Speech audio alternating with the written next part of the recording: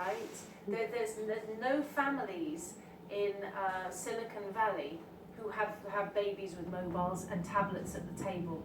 That doesn't happen. I mean, you know, the head of Apple was Steve Jobs.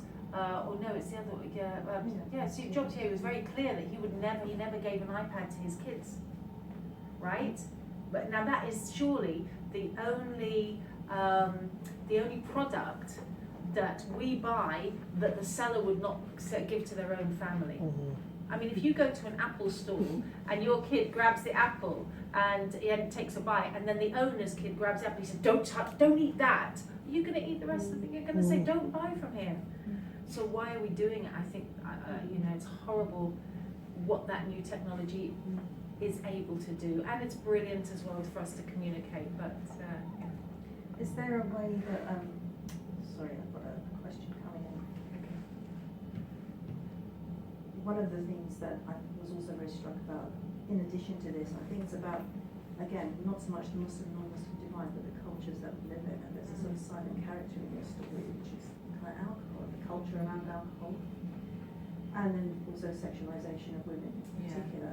I'm curious to see how you kind of, well, as a mother, but also now, if you like, on the other side of some of those experiences, which a lot of us have been through. How do you negotiate that? What is the kind of message? It was really important as well when writing this in hindsight. Luckily, again, I had my diaries, not to be preachy on my old self, to actually present that person as she was.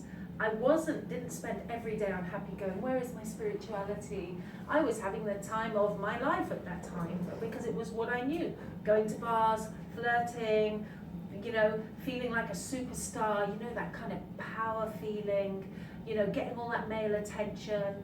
You know, I would have said at the time, it's great, but I also cried myself to sleep, and I also didn't understand what life was about.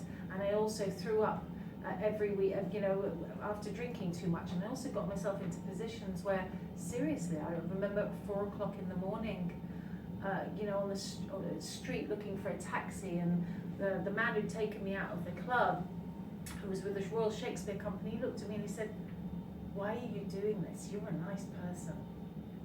Because he knew I wasn't going to take him home or anything, like nothing was going to happen. He's like, literally, why are you here? Why aren't you? And I thought, why? And you know what the answer is?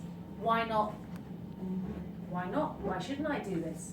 So just because you can doesn't mean you should. Should kind of be a new motto. And so I didn't want to preach at my old self. I wanted to present her as she was, but also saying, this is better. I haven't lost anything by coming to Islam. I've only got rid of what was poisoning me. I love that all your chapters are sort of praising by either an ayah of Quran, I think the poetry at some places as well.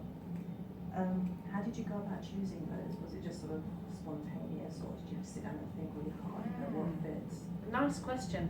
So yeah, each of the chapters opens with quotes that were pivotal to my part of life. So this one, number 1, is about my childhood, and this is the quote. Then he gave me his autograph picture and these 3 rusty nails. These 3 rusty nails, what do you think that might be about?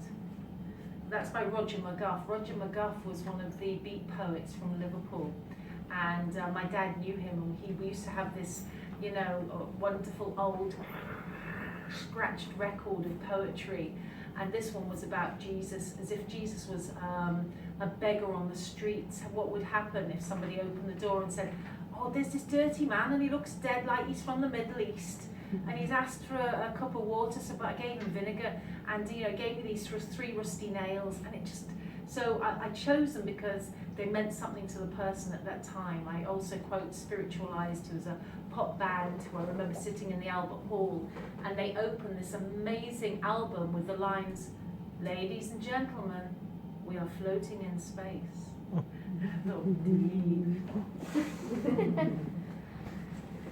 thought,